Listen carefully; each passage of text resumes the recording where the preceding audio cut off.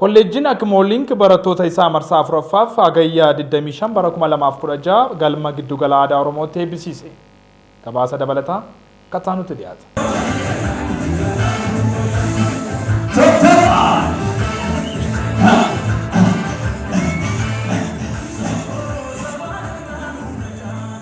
Kolleejjiin Akmoolink barattoota isaa muummee barnootaa garaagaraatiin barsiisaa ture hagayya 25 bara 2016 galma giddugala aadaa Oromootti eebbisiise. Kolleejjichi barnoota sadarkaa leevelii fi digirii jalqabaatiin barattoota 939 kan eebbisiise yeroo ta'u, eebbifamtoota digirii lammataa muummee barnoota garaagaraatiin barattoota 2000 ol guyyaa kana eebbisiise. Gargaaraan Piroofeesaraa Tashaalee Geetuu eebbifamtootaan ergaa baga gammaddanii dabarsuun kolleejjichi qulqullina barnootaa fi imaammata barnootaa qulqullina qabu dhalootaan ga'uuf hojjechaa akka jiru ibsuun eebbifamtootaan carraa gaarii hawwanis dabarsanii jiru. Guyyaa har'aa akkuma agartanii barattoota sadarkaa levelii irraa hanga maastersiitti barnoota isaanii idilee barachaa turan eebbisiifne irraa barattoota baay'een isaanii 1,044 ta'an eebbisiifne gulantaa garaagaraatiin jechuudha.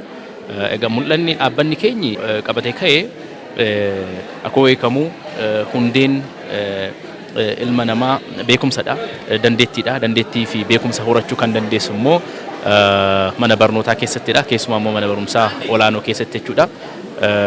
Kanaaf dhaloota dandeettii qabaatee beekumsa horatee sababa irratti hundaa'ee yaaduu danda'u, xiinxaluu danda'u, sababa irratti hundaa'ee murteessuu danda'u oomishuudhaa fi mul'ata envisioning excellence kan jedhu mootoo qabannee hojjechaa jirra jechuudha. Kolleejjiin keenya sister kaampaanii qaba. Tokko akaadaamii Akmoon jedhama.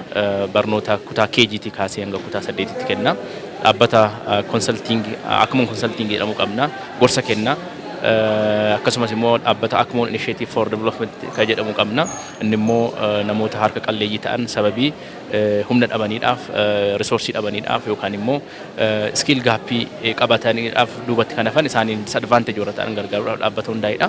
Dhaabbileen keenya hundumtuu namarratti hojjetu. Nama keessaa risoorsii guddaatu jira jennee amanna. So nama yoo gargaarree namni waan hunda waan hedduu jijjiiruu danda'a jennee waan amannuudhaaf dhaabbileen kun hundumtuu walitti dhufanii nama empower godhu jechuudha. Namni akka dandeettii qabaatu, dandeettii isaa barbaadee akka argatu, mul'ata isaa faana akka wal argu kan godhanidha.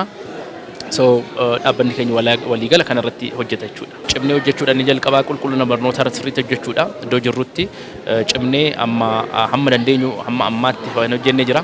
Hanqina qabnu fooyyeffannee imaammanni barnootaa jijjiirame jira. Sana faana wal simsiisnee ulaagaa hundumaa guuttannee akka biyyattiitti yuunivarsiitii beekamaa tokko Akmoon akka ta'u abdii guddaan qaba. Mul'anni keenya inni guddaan irratti hojjennu inni guddaan isa kana bakka adda addaatti banuu caalaa yuunivarsiitii guddaa ta'ee kaampaasii guddaa ta'ee biyya garaagaraarraa biyya kana qofa osoo hin taane barattoonni addunyaarraa dhufanii yuunivarsiitii keessatti baratan gochuudhaaf cimnee hojjechaa jirra jechuudha.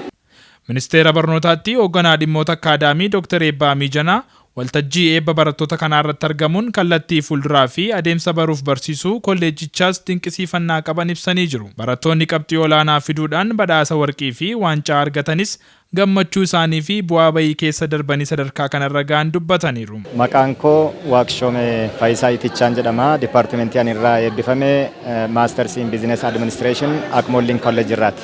Badhaasa kanarra ga'uudhaaf tattaaffii hedduun taasifamus badhaasicha sadarkaa kanatti hin eegne waan ta'eef xiqqoo ishee nama naasisa. Garuu gammachuu guddaatu namatti dhaga'ama.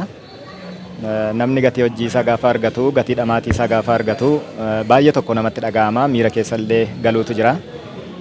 Garuu yoo ilaalamu guyyaan itti ulfinni kun argamu guyyaa tokkodha. Garuu dhamaatiin isaa dheeraadha. Yoo xiqqaate waggaa 2.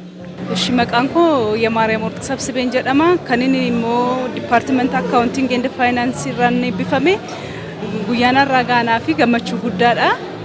Baay'ee gammadeen jira. Duraan dursee waaqayyo badhaasa kan akkan argadhuuf kan na gargaare waaqayyoon hin galateeffadha. Itti aansus immoo kolleejjii koo Akmoolink kolleejjiidhaa fi kabaja guddaan qaba. Akkasumas immoo